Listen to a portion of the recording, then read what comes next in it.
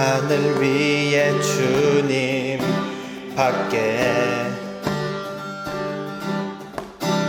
내가 사모할 자 이 세상에 없네. 내 맘과 힘은 믿을 수 없네. 오직 한 가지 그 진리를 믿네. 주는 나의 힘이요, 주는 나의 힘이요, 주는 나의 힘이요. 영원히 주를 의지하리. 영원히. 다시 한번 찬양하도록 하겠습니다. 하늘 위에 주님밖에, 하늘 위에 주님 밖에 내가 사모할 자 이 세상에 없네. 내 맘과 힘은 믿을 수 없네. 오직 한 가지 그 진리를 믿네. 주는 나의 힘이요, 주는 나의 힘이요, 주는 나의 힘이요. 영원히 주를 의지하리. 힘이요, 주는 나의 힘이요, 주는 나의 힘이요. 영원히 주를 의지하리. 영원히. 아멘.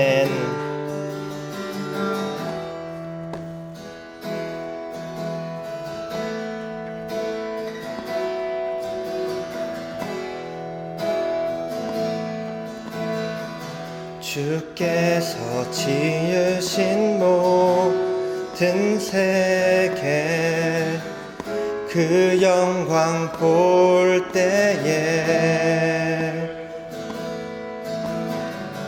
감출 수 없는 그 아름다움 나의 노래 되네. 주 얼굴 대할 때, 주 얼굴 대할 때에 내 영혼 송축해.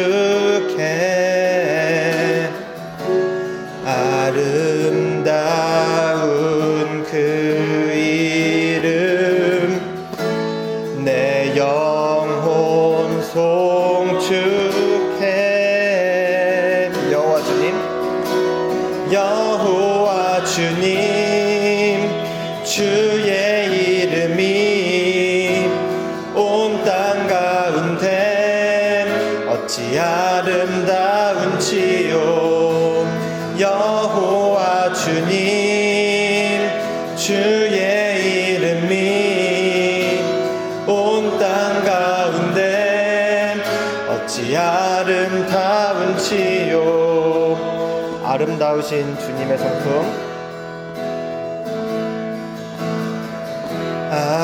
아름다우신 주님의 성품, 겸손하신 사랑,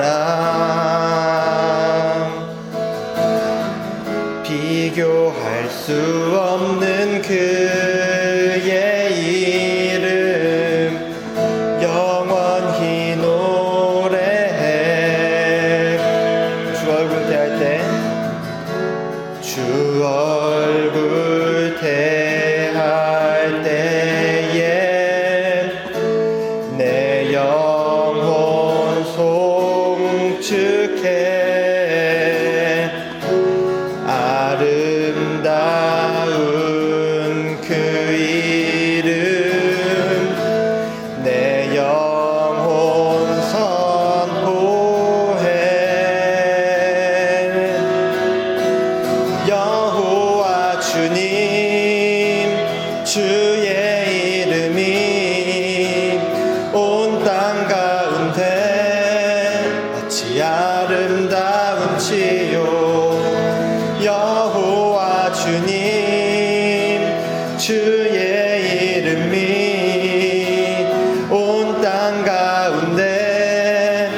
어찌 아름다운지요. 여호와 주님, 여호와 주님, 주의 이름이 온 땅 가운데 어찌 아름다운지요. 여호와 주님, 주의 이름이 온 땅 가운데 어찌 아름다운지요.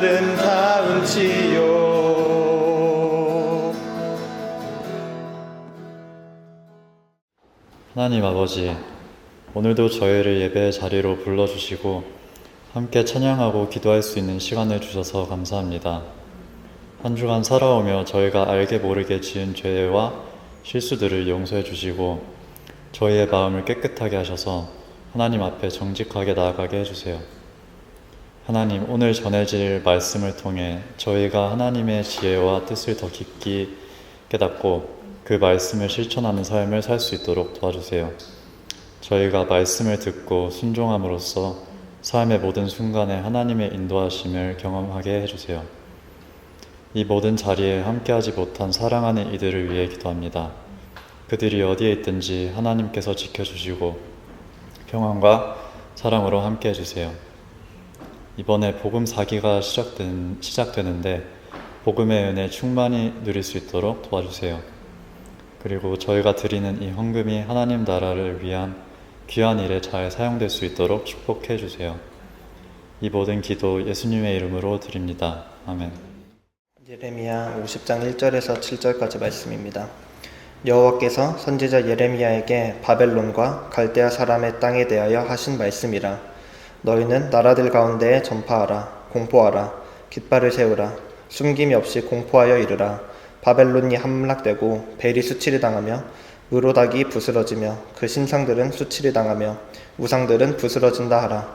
이는 한 나라가 북쪽에서 나와서 그를 쳐서 그 땅으로 황폐하게 하여 그 가운데에 사는 자가 없게 할 것임이라. 사람이나 짐승이 다 도망할 것임이니라.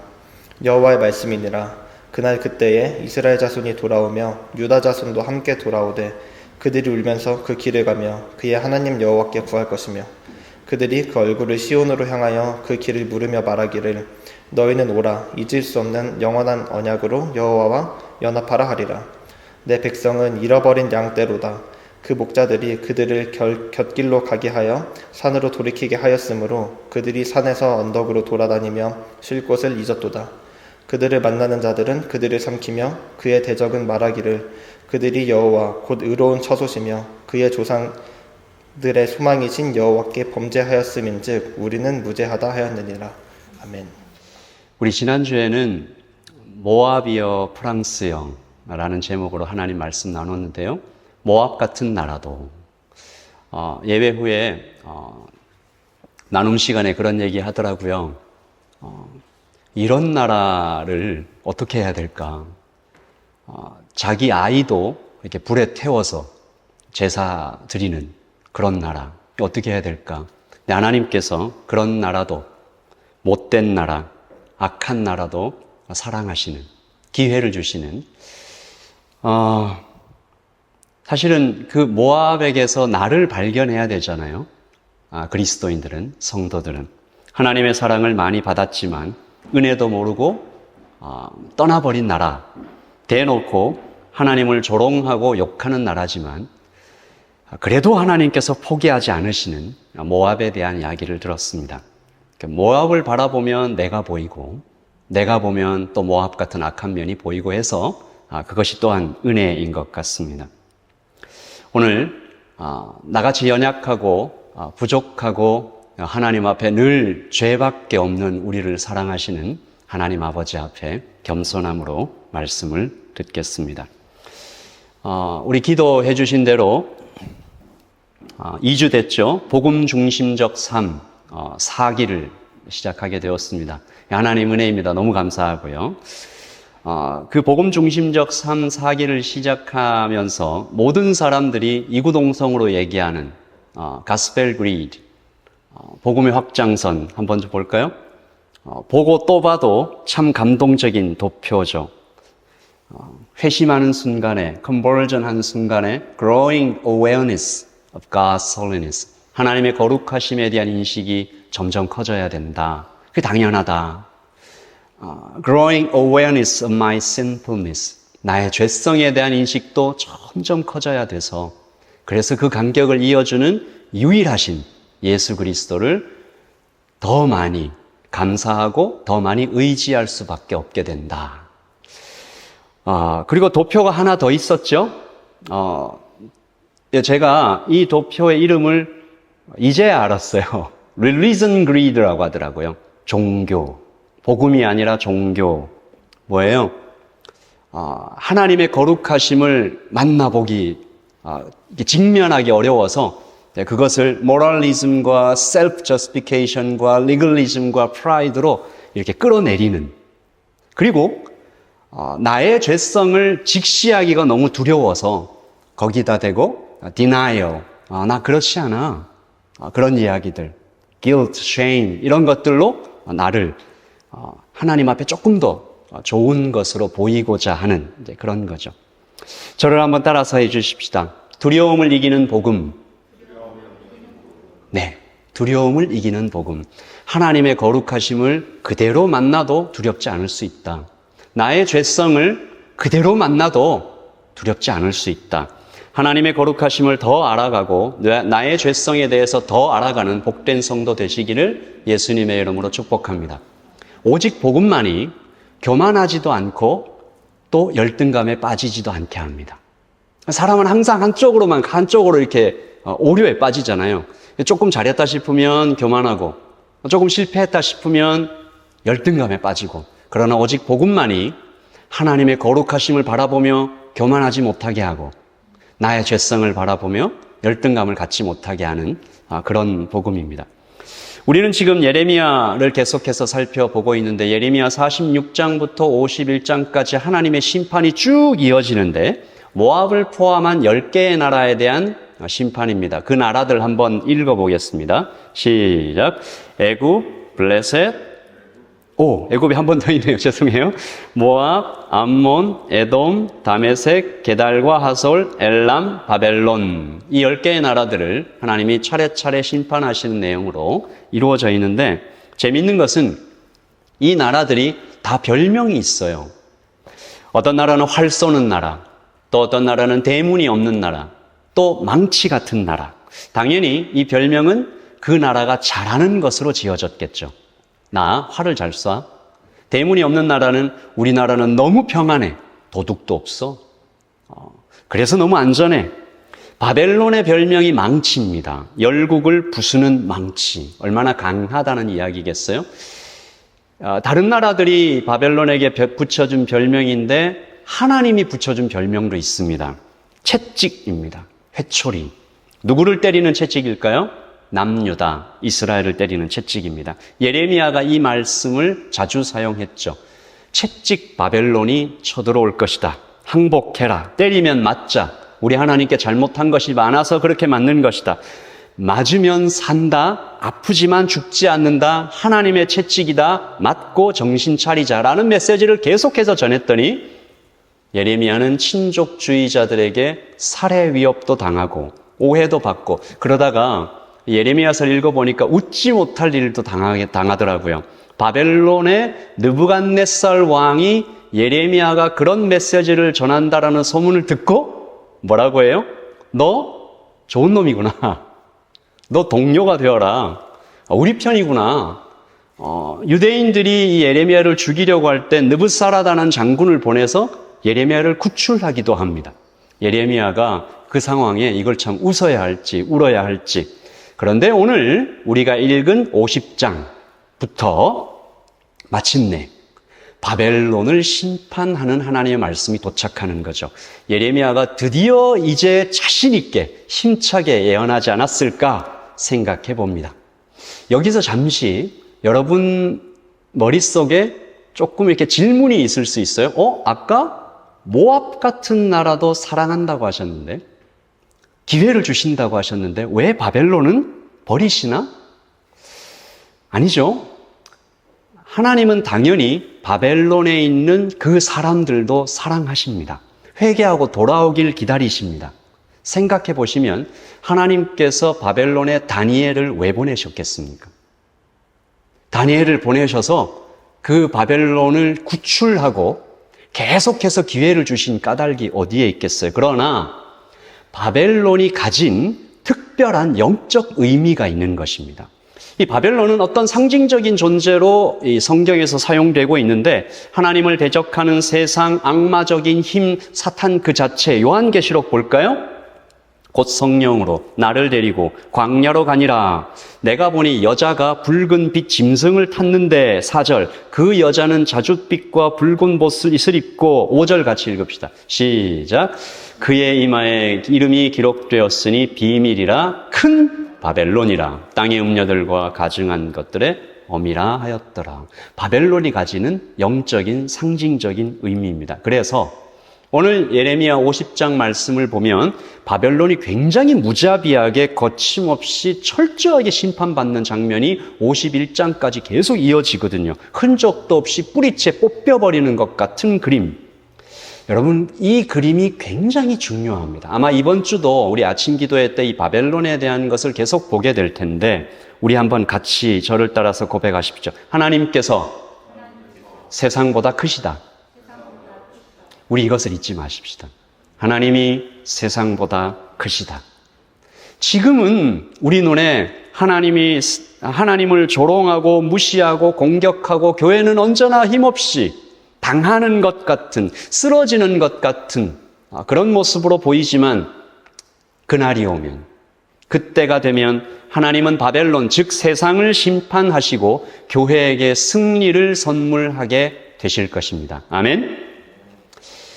The end of the world라고 얘기하잖아요. 마지막 날. 한때 제가 이렇게 고등학생 때쯤에 이 세상의 마지막이 온다, 종말이 온다, 막 세상에 아주 떠들썩한 때가 있었는데요. 여러분, 세상의 마지막 날이라고 떠올리시면 어떤 그림이 좀 머릿속에 펼쳐지세요? 마지막 날, 마지막 때. 디스토피아. 건물 다 쓰러지고 여기저기 불타오르고 막 먼지 자욱하고 어디선가 괴물 나타날 것 같고 핵심은 오늘 말씀 1절에서 3절까지 그리고 느닷없이 이스라엘을 부르시는 이 4절 말씀이 있습니다. 마지막 날에 일어날 일. 시작. 여호와의 말씀이니라. 그날 그때에 이스라엘 자손이 돌아오며 유다 자손도 함께 돌아오되 그날 그때 바벨론이 망하는 날, 영적인 의미로는 세상이 끝나는 날, 성도는 이스라엘은 유다는 집으로 돌아오게 된다. 바벨론의 포로에서 해방되어 감옥에서 풀려나서 죄의 노예, 죽음의 운명에서 해방된다. 그리고 집으로 돌아온다. 누구 집요? 하나님의 집으로 돌아온다. 우리가 나왔던 그곳, 에덴 같은 곳, 에덴보다 더 좋은 곳, 요한계시록에서는 새 예루살렘이라고 기록되어 있습니다. 그러므로 마지막 날은 기쁨입니다. 아멘? 불안과 걱정이 아니고 뭔가 이렇게 나도 그 막 어마어마한 그 멸망의 나라에 휩쓸려 갈까가 아니고 성도에게 복음을 여러분 마음에 영접한 예수 그리스도를 마음에 모시고 있는 자에게 그날은 온전히 기쁨의 날입니다. 아멘. 세상이 점점 악해져 가도 건강과 관계에서 실패하는 것 같아도 육아에 날마다 지치는 날이 계속되어도 그날이 올 것입니다. 기도하고 은혜를 구하고 하루하루를 걸어가지만 그날이 올 때 우리는 기뻐할 수 있는 것이죠. 그러므로 오늘 말씀은 단순히 2500년 전에 미들 이스트에서, 중동에서 바벨론이 심판받고 이스라엘 백성들, 구체적으로 남유다 백성이 이 고향으로 돌아온다라는 그 옛날 이야기뿐만이 아니라 세상 마지막에 일어나는 큰 일에 대하여 이야기하고 있습니다. 심판과 귀함, The Judgment and Homecoming. 세상의 마지막에 이 큰 두 가지 일이 일어날 것이다. 심판과 귀함. 그 속에 담겨 있는 복음 이야기를 우리가 좀 나눠보려고 하는데요. 제가 오늘 이야기의 제목을 시선이라고 지었습니다. 시선. 시선, 무슨 뜻인지 아시죠? 누군가를 바라보는 관점, 태도. 이 저놈 눈가리가 왜 그래? 뭐 이런 얘기들. 너 왜 나를 그렇게 봐? 라는 시선도 있을 거고 그의 눈은 정말 따뜻했다. 그러니까 이 시선은요, 차갑게, 분노하며 죽일 듯이 띠껍게, 음흉하게, 더럽게도 사용할 수 있는 것이고 세상 따뜻하게, 투명하게, 천진난만하게 존경하며 좋아하며 바라볼 수도 있는 것입니다. 우리 그런 의미에서 옆에 있는 사람을 한번 여러분이 가지시는 하나님의 시선으로 한번 바라봐 볼까요? 한 5초 정도. 시작. 5, 4, 3, 2, 1. 나를 보는 게 아니고 이렇게 두 분이 이렇게 바라보셔야 되는 거 아닙니까? 자, 집으로 돌아가는 유다 백성들을 바라보는 세 개의 시선을 오늘 성경에서 좀 살펴보려고 합니다. 하나님이 집으로 돌아간다고 그랬어요. 근데 이 집으로 돌아가는, 풀려나는 유다 백성들을 향해서 세 가지 시선이 있습니다. 첫째, 바벨론의 시선입니다. 영적으로 이 바벨론의 시선을 해석하자면 때는 마지막 때죠. 장소로는 the court of heaven, 하늘 법정입니다. 하나님이 심판하시고 피고석에는 바벨론이 서 있죠. 세상입니다. 그러므로 이 시선은 개인적 감정적인 것들이 끼어드는 것이 아니라 공식적이고 법률적인 시선인 거죠. 바벨론은 지금 하나님 앞에 엎드려져 있습니다. 제가 설교 중에 여러 번 말씀드렸는데 하나님과 사단 사이에 전투는 있었다 없었다? 하나님과 사단 사이에 전투는 있었다 없었다? 없었어요. 창조주와 피조물 사이에 무슨 전투가 있어요? 먼지와 태양이 어떤 싸움이 안 되잖아요. 하나님 앞에 사단은, 바벨론은 엎드려져 있습니다. 그런데 사단에게, 바벨론에게, 세상에게 허락된 무기가 하나 있어요. 뭘까요? 하나님 앞에 이렇게 그래도 좀 한번 되들어 볼 수 있는, 어게인스트라고 할 수는 없지만 그래도 이렇게 할 말 좀 해볼 수 있는 무기가 하나 있어요. 뭘까요? 법입니다. 법. 하나님이 만드신 법. 이 하나님이 만드신 법, 이 단어 자체가 굉장히 큰 은혜인데 생각해 보십시오. 하나님께 법이 왜 필요하죠? 제가 이런 말을 들었어요. 왕의 기분이 백성의 질서다. 이해되세요? 맹수의 기분이 동물들에게 질서다. 약자에게 질서다. 그러니까 왕은, 하나님은, 강자는, 절대 권력에게는 법이 필요 없어요. 기분 내키는 대로 하면 되죠. 그런데 우리 하나님께서 법을 만드셨습니다. 그리고 당연히 그 법을 당신 하나님도 지키시죠. 이것이 은혜입니다. 그래서 바벨론이 법을 가지고 하나님께 왔어요. 돌아가려고 하는, 집으로 돌아갈 이 순간에 있는 유다 백성들을 향해서 하나님이 이 법을 가지고, 바벨론이 이 법을 가지고 하나님께 나왔어요. 하나님, 이 법 지키셔야죠. 구체적으로는 여러분 잘 아시는 먹는 날에는 정령 죽으리라. 죄의 삭은 사망이요. The payment of sin is death. 바벨론이 이 법으로 이스라엘을 고소하면서 하나님 앞에 나왔습니다. 7절 시작. 그들을 만나는 자들은 그들을 삼키며 그의 대적은 말하기를 그들이 여호와 곧 의로운 처소시며 그의 조상들의 소망이신 여호와께 범죄하였음인즉 우리는 무죄하다.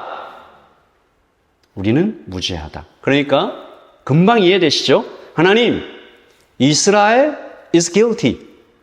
얘네들 죄 지었습니다. 얘네들 쓰레기예요. 하나님을 떠났어요. 버렸어요. 자기들이 하나님 손 놨어요. 문 열고 스스로 나갔어요. 제가 봤어요. 하나님 욕하면서 나가는 거 봤어요. 선지자를 하나님께서 얘네들에게 얼마나 많이 보내셨습니까? 예배를 통해서 하나님께서 은혜를 얼마나 많이 주셨어요? 기회는 또 얼마나 많이 주셨습니까? 거부할 수 없게, 부인할 수 없게 하나님 살아계시다라는 증거는 또 얼마나 많이 보여주셨어요? 때때로 많은 사람들에게 사람들을 보내셔서 하나님이 얼마나 좋으신 분인지, 사랑이 많으신 분인지 얼마나 많이 보여주셨습니까? 그런데 하나님을 버렸잖아요. 그래서 제가 때렸습니다. 그래서 죽였습니다. 그래서 먹었습니다. 그러니까 하나님, 저는 무죄입니다. 이것이 바벨론의 시선입니다. 그러니까 바벨론의 시선으로 볼 때 유다 백성들은 어떤 존재죠? 범죄자, 반역자, 은혜도 모르는 인성 파탄자, 죽어 마땅한 자. 이게 바벨론의 시선이고, 여러분 생각할 때 어때요? 정당합니까? 합리적입니까? 상식적입니까? 맞는 말이에요? 하나님의 법으로 볼 때. 그리고 두 번째 시선, 당연히 하나님의 시선입니다. 법으로 고소하고 있는 바벨론 앞에 하나님께서 말씀하십니다. 이 하나님의 시선은 굉장히 이상해요. 세 가지인데요. 불쌍하다, 회복된다, 깨끗하다. 첫째, 불쌍하다. 공동 번역으로 읽습니다. 시작. 내 백성이 목자를 잘못 만나 이산저산 헤매다가 흩어진 양떼처럼 되었었다. 보금자리를 잃고 산과 언덕을 헤매었다. 17절. 이스라엘은 흩어진 양이라 사자들이 그를 따르도다. 처음에는 아스루 왕이 먹었고 다음에는 바벨론의 느부갓네살 왕이 그의 뼈를 꺾도다. 이스라엘은 하나님의 시선에 목자를 잘못 만난 양, 그래서 길을 잃다가 사자에게 잡아먹히는 불쌍한 양. 이때 목자는 종교 지도자들, 제사장, 왕, 선지자, 거짓 선지자들이 말하죠. 유다가 이렇게 된 것은 이런 목자들 때문이다. 맞습니까? 유다가 이렇게 된 게 정말 목자들만의 잘못입니까? 우리 자신에게 한번 물어봐요. 내가 하나님을 때때로 잊어버리고 거절하고 반역하는 이유가 정말로 내 주변의 환경 때문만의 이유입니까? 우상숭배하고 내 눈에 좋아 보이는 그 쾌락 쫓아가고 돈 좋아하고 하나님 때때로 잊어버리고 그랬던 모든 것들이 유다는 아무 잘못 없고 목자들만 나쁜 놈들입니까? 근데 하나님은 불쌍하시대요. 불쌍하대요. 둘째, 첫째도 이상한데 둘째는 더 이상합니다. 4절 시작. 여호와의 말씀이니라. 그날 그때에 이스라엘 자손이 돌아오며 유다 자손도 함께 돌아오되 그들이 울면서 그 길을 가며 그의 하나님께 구할 것이며. 예언이잖아요. 예언. 그러니까 하나님의 말씀이잖아요. 반드시 그렇게 될 것이다. 뒤집어서 얘기하면 내가 그렇게 만들겠다. Without any condition, unconditional. 불쌍하다도 이해가 잘 안 되는데 하나님은 아무 조건 없이 너 내가 돌아오게 할게, 회복될게. 대박은 그 다음 말씀입니다. 이건 좀 충격적이었어요. 깨끗하다. 20절 시작. 그날이 오면 그때가 되면 나는 살아남은 이스라엘의 죄를 용서하여 주리라. 나 야훼가 말한다. 이스라엘의 죄는 아무리 찾아도 보이지 않고 유다의 잘못은 아무리 찾아도 눈에 띄지 아니하리라. 그날이 오면, 그때가 오면 이스라엘의 죄는 아무리 찾아도 보이지 않고 유다의 잘못은 아무리 찾아도 눈에 띄지도 않게 되리라. 죄가 없다. 잘못이 없다. 너는 의로운데 얼마만큼 의로우냐? 하나님만큼 의롭다. 완벽하게 의롭다. 완벽하게 깨끗하다. 그러니까 정리하자면 유다 백성들을 향한 하나님의 시선은 얘 불쌍해요.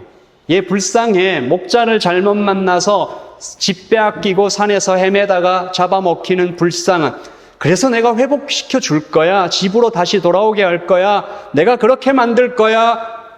너는 의롭다. 여러분, 바벨론이, 세상이 하나님의 법 가지고 쫓아왔던 친구가 뭐라고 하면 팔짝 뛸 일이 아니겠어요? 하나님, 법은 어디 갔습니까? 제가 드린 말씀 잊으셨습니까? 유다가 변했습니까?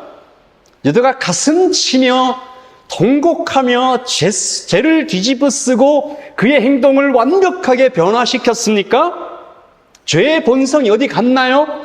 지금은 고생하니까 잠시 하나님을 찾지만 포로된 생활이 너무 힘들어서 병 걸려서 돈을 잃어서 그래서 그렇지만 얘네들 아직 정신 못 차린 거 아시잖아요. 여러분 생각은 어때요? 바벨론의 고소는 정당합니까? 하나님의 시선이 합리적입니까? 이후의 역사가 이 이스라엘이 또 다시 타락하고 또 다시 죄 짓는 것을 너무 분명하게 보여주잖아요. 하나님은 왜 이 백성이 불쌍하다, 의롭다, 이런 생각 안 해보셨어요? 우리는 이게 우리가 하나님의 백성이니까 받는 입장에서 뭐 이렇게 있지만 어떻게 생각해요? 하나님, 자기 백성이면 이렇게 편애하셔도 됩니까? 법은 아무도 안 지켜도 되는 거예요? 하나님도 세상 왕이랑 똑같으신가? 그냥 팔은 안으로 굽고 그거면 되는 건가? 하나님의 시선과 바벨론의 시선, 그 어느 쪽이 공평합니까? 설교를 준비하다가 하나님의 시선과 바벨론의 시선 외에 또 하나의 시선이 제게 느껴졌습니다. 이 시선은 유다를 바라보는 또 하나의 시선인데요. 성경 속에 꽤 여러 번 나타났던 시선입니다.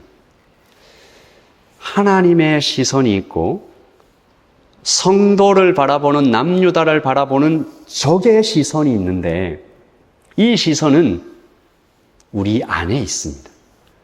교회 안에 있어요. 대표적으로 욥의 친구들, 그리고 탕자의 비유에 나오는 누구요? 형님. 그리고 베드로도 그랬습니다. 이 시선의 이름은 You are the problem. 네가 문제야. 부끄럽지만 제가 이 시선을 눈치챈 이유는 저에게 그런 시선이 있다는 것을 발견했기 때문입니다. 여러분 중에도 분명히 있을 거라 생각합니다. 이 시선은 바벨론보다 더 아픕니다. 옆에 있는 친구가 찌르니까요. 이런 시선이죠. 참 답 없다. 내가 몇 번을 얘기했지? 우리 같이 성경 공부하면서 이런 얘기 얼마나 많이 들었지? 한두 번도 아니고, 베드로 하는 말이죠. 한두 번도 아니고 7번이나 참아줬으면 충분한 거 아니야? That is enough. 나 할 만큼 했어. 이제 그만. 야, 너 때문에 하나님 아버지의 이름이 욕을 먹고 있어. 야, 기도 요즘 왜 안 해? 네가 기도를 안 해서 그래서 벌을 받는 거야. 네가 성경을 안 읽어서 그래서 네 인생이 안 풀리는 거야. 너가 하나님 앞에 믿음이 없으니까 그런 거지. 하나님이 문제겠냐? 네가 문제지. 집으로 돌아가게 하시는 그 유다 백성들을 바라보는 그 안에서, 그 백성들 안에서, 교회 안에서 양쪽에서 이렇게 찌르는 그 시선은 참 많이 아플 것 같습니다. 최근 제 얘기를 하는 것을 좀 용서해 주십시오. 최근 하나님께서 저에게 또 회개할 기회를 주셨습니다. 굉장히 아팠는데 지나고 나니까 참 좋았다라는 생각이 듭니다. 제가 요즘 계속 매주 회개하는 것 같은데 지난주에는 판단과 비판의 문제로 여러분 앞에서 좀 회개하고 말씀을 나누는데요. 이번 주에도 또 그런 깨달음을 주셨습니다. 제가 요즘 한국에 있는 어떤 교수님과 이렇게 단체로 개척을 준비하는 목사님들과 집단 상담을 이렇게 하고 있는데 지난주는 그 성향, 태어나면서부터 가진 성향에 대해서 이렇게 나누는, 제 성향이 담즙 우울질이더라고요. 목표 지향적이고 담즙 우울질이다. 그리고 그날 우리 모이신 목사님들 다 우울증 자기 진단 이렇게 쭉 했는데 제가 2등 했습니다. 네, 1등은 못 했습니다. 제가 2등 했습니다. 2등. 고위험, 굉장히 위험하다라고 하는 그 바로 밑에 중위험군에 제가 속해 있더라고요. 이유는 제가 눈이 좋기 때문입니다. 제가 눈이 너무 좋아요. 어떤 눈요? 문제를 잘 파악하는 눈. 사람이나 단체나 어떤 사건을 볼 때 그 문제를 너무 잘 파악해. 이것만 고치면 훨씬 더 좋아질 텐데. 요거는 좀 성령 충만했을 때, 그래도 좀 은혜 받았을 때는 요것만 고치면 더 좋아질 텐데 라고 하면서 부드럽게 접근하기도 하고 돕고 싶은 마음이 불타오르기도 하지만 때때로는 그 부족한 부분, 잘못된 부분, 마음속에서 칼을 드는 경우도 많습니다. 야, 이것만 고치면 너 훨씬 좋아질 텐데, 너도 좋고 나도 좋고 하나님도 좋고 다 좋을 텐데. 제가 그래서 음악을 들어도 그 음악 듣는 그 순간을 이렇게 막 즐기기보다 사실은 제 마음속에 분석할 때가 좀 있는 것 같습니다. 피아노, 기타, 드럼, 조각조각 분해해서 막 점수를 매기고 그럴 때입니다. 속으로 이런 것들을 합리화하기도 하죠. 이런 성격 딱 특별히 나쁘지 않은 것 아닌가? 그래야 사람이 발전이 있지. 쳐다보니까요, 담즙이 우울질 중에 훌륭한 사람이 많더라고요. 베드로, 모세, 바울 다 담즙 우울질 성향이 있었습니다. 설명을 찾아보니까 매우 부지런하고 능력 있는 사람이다. 이런 거 막 읽으니까 죄송한데요. 섬세하고 뛰어난 언어와 적극적이고 공격적인 말솜씨를 가지고 있다. 어느 날 그 집단 상담을 다 마치고 며칠이 또 지난 후였어요. 한 목사님과 이런저런 이야기를 하던 중이었는데 그분은 저와 성격도 좀 비슷하고 수년 전에 개척도 하신 분이라 공감대가 많았던 분이었는데 이분 이야기를 듣다가 제가 좀 회개하는, 머리를 얻어맞는 충격을 받게 되었습니다. 그분의 말씀이 이랬어요. 목사님, 제가 개척 초기에 너무 힘들고 또 이렇게 상황도 나아지지 않고 그래서 제 마음에 너무 기쁨이 없어서 하나님께 왜 하나님이 이렇습니까? 저 하나님 앞에 개척해가지고 막 이렇게 애를 쓰고 있는데 왜 이렇게 상황이 이렇습니까? 라고 불평을 막 하고 있었는데 하나님께서 제 마음에 너 교회가 문제냐? 딱 이렇게 얘기하셨대요. 너 교회가 문제냐? 교회가 고쳐야 될 문제냐? 해결해야 될 숙제냐? 이게 딱 제 얘기였습니다. Church is the problem. 제 마음이 확 들키는 느낌이었어요.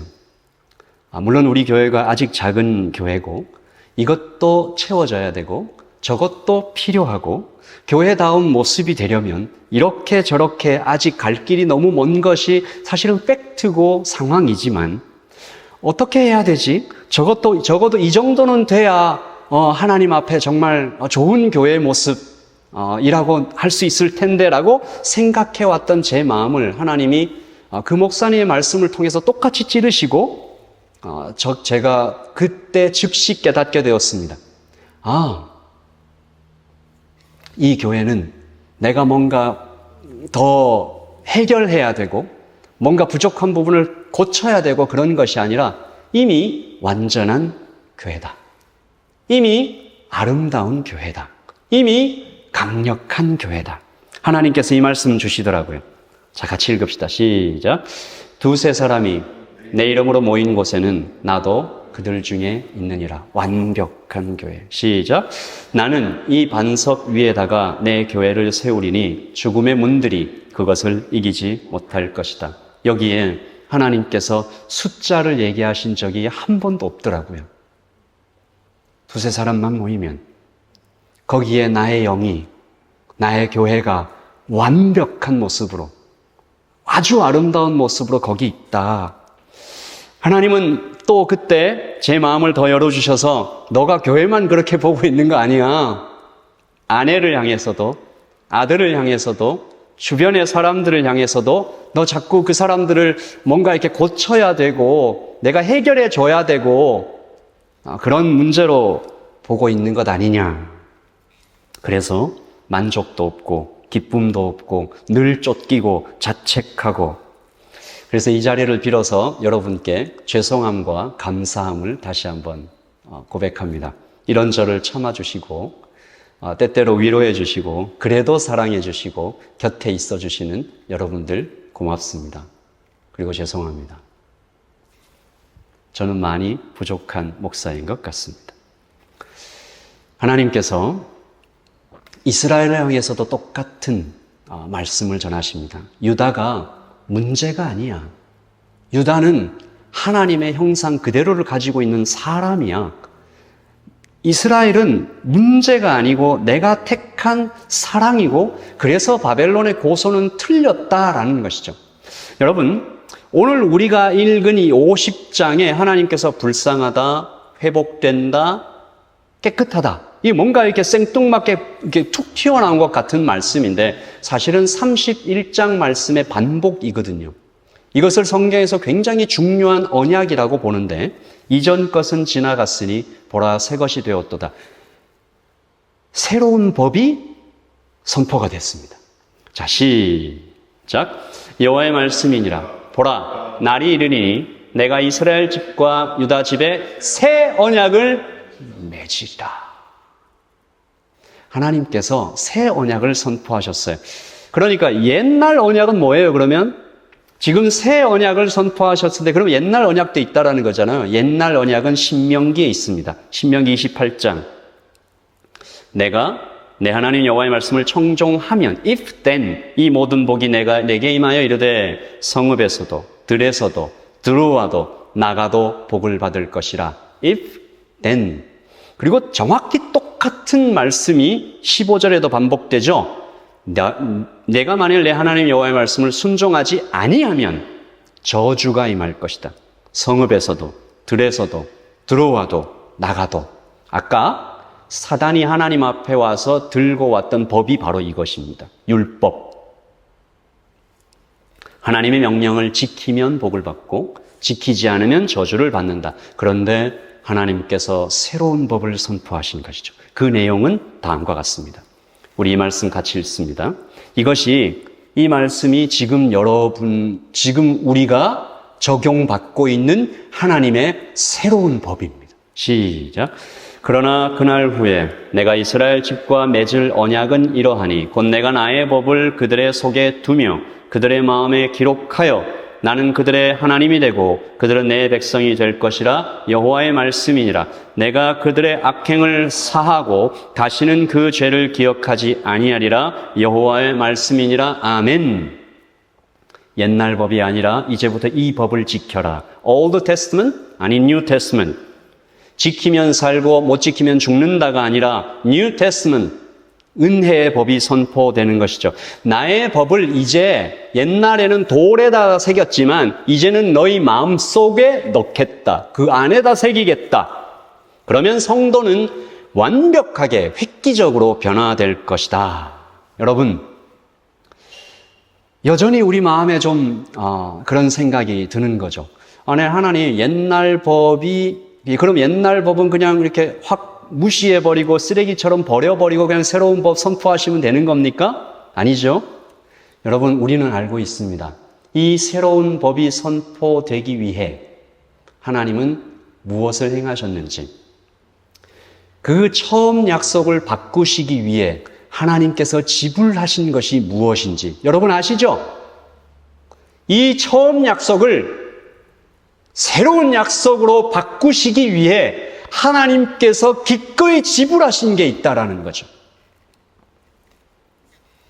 하나님의 목숨이었습니다. 그리고 그 목숨으로 열린 길로 성령께서 오신다라는 거죠. 같이 읽읍시다. 시작. 이는 곧 선지자 요엘을 통하여 말씀하신 것이니 일렀으되 하나님의 말씀하시기를 말세에 내가 내 영을 모든 육체에 부어주리니 너희의 자녀들은 예언할 것이요 너희의 젊은이들은 환상을 보고 너희 늙은이들은 꿈을 꾸리라. 아멘. 성령님입니다. 우리 안에 들어오신 성령님. 그 예수 그리스도의 죽음으로 말미암아 열린 길로 들어오신 이 성령님의 역사로 인하여 바벨론의 고소는 작동하지 못합니다. 그래서 교회는 이미 완벽하고 성도들도 완성된 존재이며 우리는 이미 복이 되어버린 존재라는 거죠.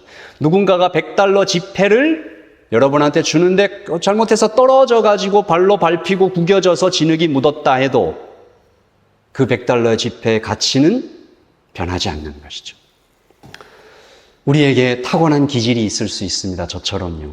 어쩌면 가정 형편, 외모, 그리고 무언가 내가 가지고 있는 어떤 능력, 기회를 못 얻은 어떤 것, 현재의 어떤 모습, 그러므로 복음 안에서 아무 상관없는 거죠.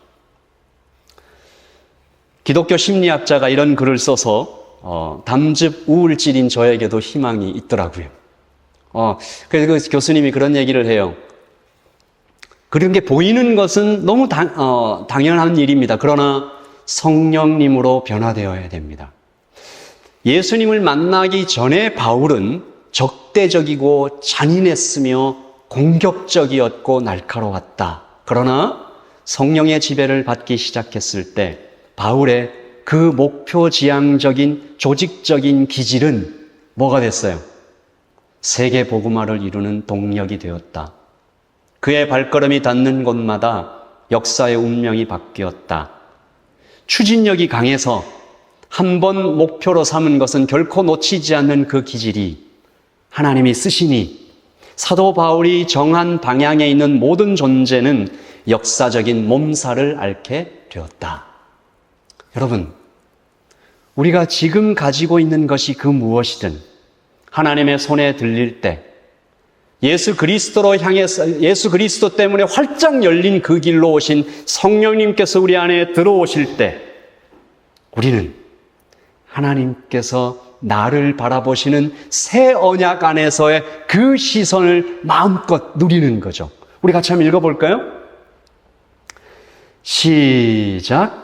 불쌍하다, 회복된다, 깨끗하다, 의롭다, 사랑한다, 믿는다, 자랑스럽다. 여러분 눈을 한번 다 감아주세요. 지금 하나님께서 우리를 바라보시는 시선이 어떻습니까?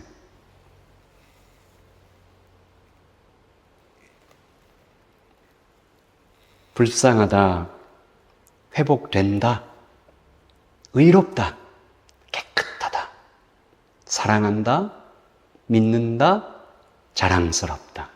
바벨론의 고소가 때때로 막 여러분을 찌를 수 있습니다.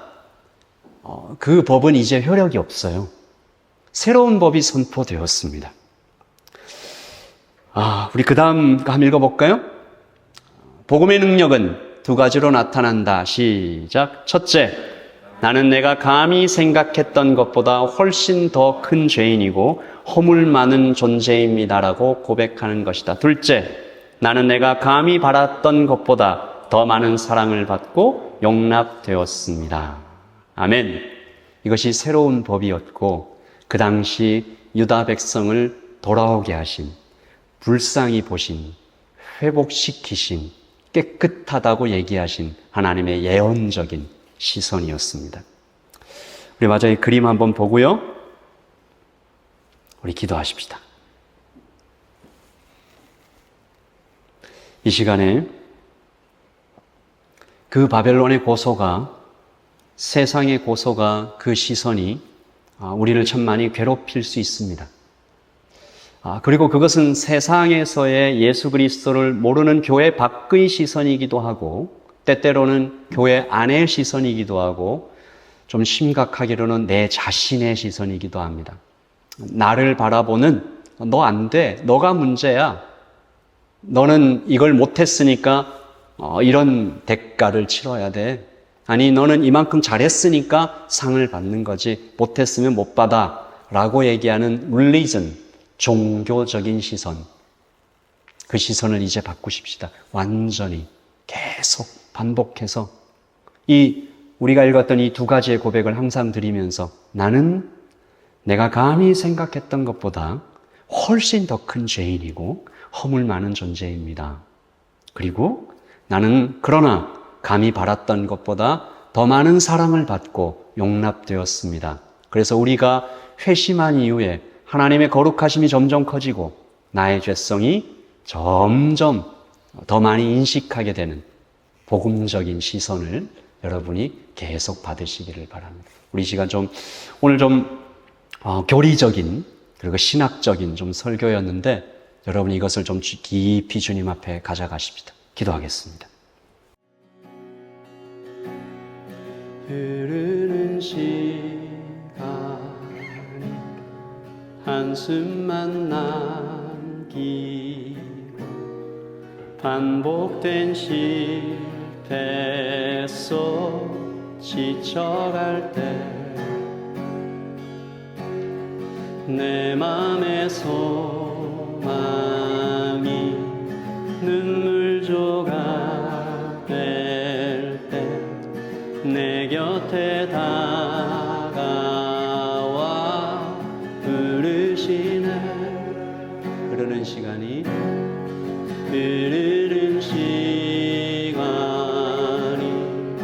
한숨만 남기고 반복된 실패 속 지쳐갈 때 내 맘의 소망이 눈물 조각 될 때 내 곁에 다가와 부르시네. 주님의 시선 나를 비추시고 상처난 내 맘 만지시네.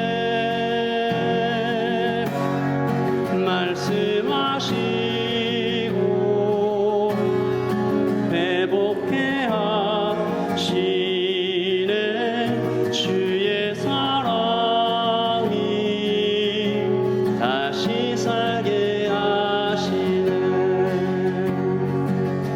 우리 자리에서 일어나 찬양할까요? 흐르는 시간이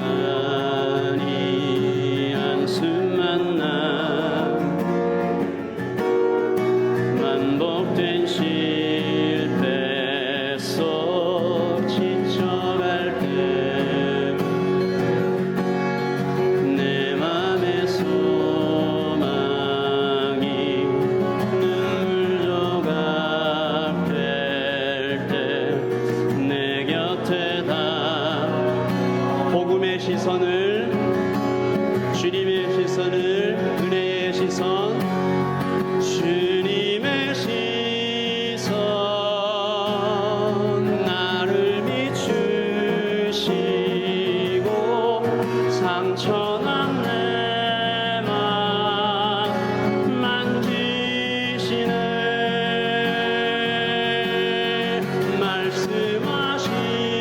말씀하시고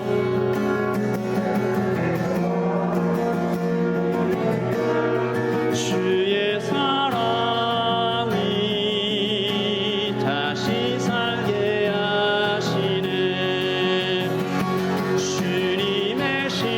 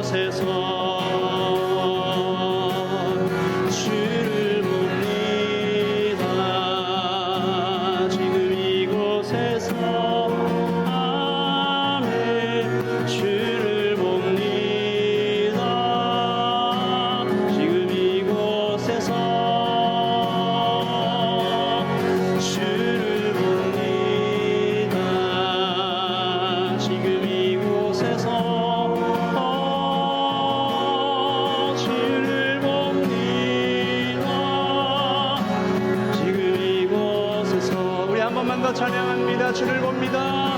주를 봅니다. 지금 이곳에서 주를 봅니다. 지금 이곳에서 주를 봅니다. 지금 이곳에서 주를 봅니다. 지금 이곳에서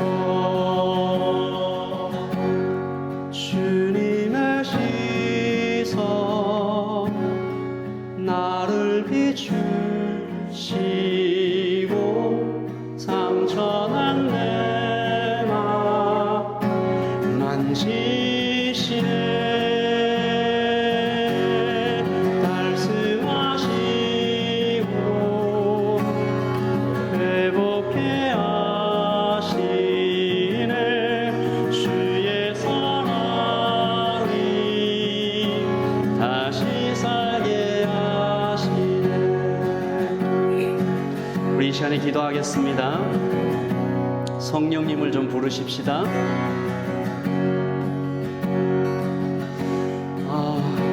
우리를 바라보는 나 자신의 시선도 복음의 시선으로, 은혜의 시선으로, 새로운 법의 시선으로 바뀌게 해달라고, 바벨론의 고소와 친구의 칼이 복음을 이기지 못하도록 성령님 이 공간 안에 하나님 우리의 가족에게, 하나님 여기 모인 모든 성도들에게 아버지 하나님의 시선이 충만히 가득 차게 해달라고, 주님 바라보게 해달라고 우리 같이 기도합니다. 기도하십시다. 주를 봅니다. 지금 이곳에서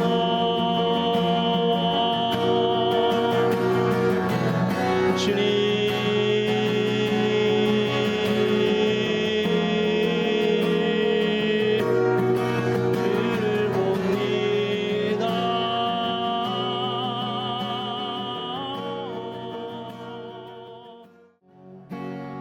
주님의 시선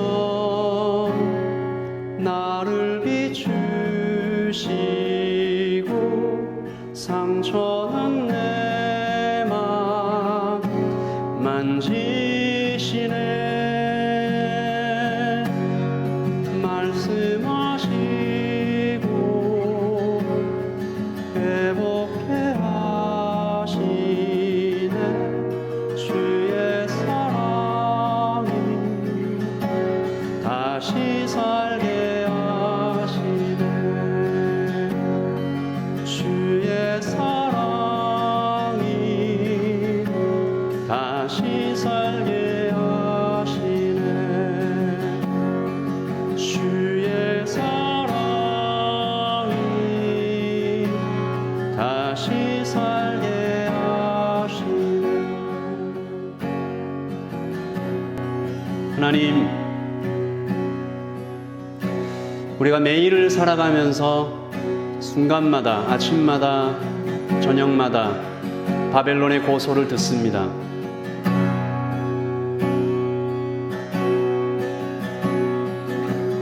친구의 칼에 찔립니다. 나 자신의 비난에 자책에 마주합니다.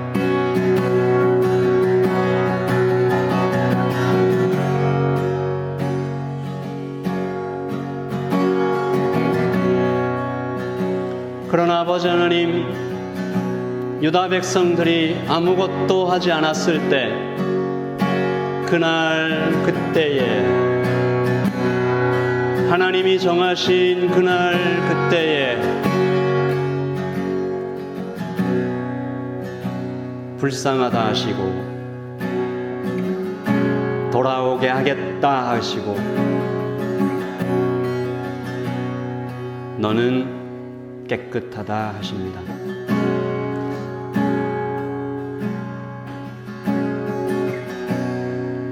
우리 안에 계신 성령님 이것이 믿어지게 하시고 작동하게 하시고 자꾸만 옛날 법으로 돌아가려고 하는 우리의 본성을 성령으로 다시 새롭게 하여 주셔서 복음으로 다시 설 수 있도록 주님 우리에게 복 주시옵소서.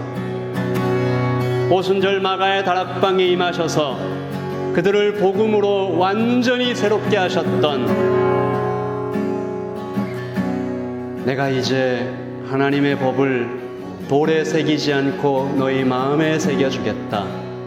너희 안에 영원토록 역사하는 성령님을 보내어 주겠다라고 약속하신 그 하나님의 약속 위에 거하게 하소서. 나도 나를 판단하지 않게 하시고 해결해야 될 문제나 고쳐야 될 숙제로 타인을 바라보지 않게 하시고 여기 완벽히 아름다운 교회에 성령으로 충만한 온전히 의로운 성도들이 두 가지 고백을 하며 복음 안에 살아갈 수 있도록 주님, 저는 은혜를 받았습니다. 주님, 저는 너무 큰 죄인입니다. 주님, 그렇게 살아가게 하여 주시옵소서.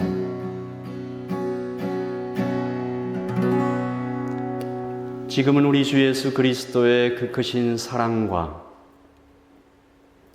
우리 구주, 우리 하나님의 뜨거우신 그 은혜와 성령님의 임재하심과 충만하심과 가르쳐 주심과 함께 하심이 여기 모여 있는 모든 아름다운 백성들, 구원받은 자들, 그 머리와 그 몸과 가정과 사업과 행하는 모든 일에 지금부터 영원토록 함께 있을지어다. 아멘. 우리 하나님께 큰 박수로